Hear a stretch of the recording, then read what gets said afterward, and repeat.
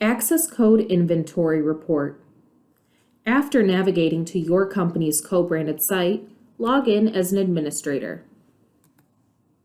Then, click Access Code on the left side of the screen, and next choose Click here for Inventory Report.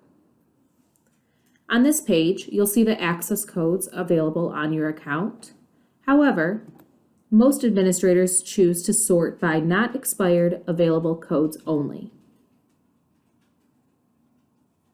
On this page, you'll see the access code, licenses, which is how many licenses have been assigned to that code since inception, licenses used, which is how many licenses have been used for this code, licenses left, which shows how many licenses are available for registration.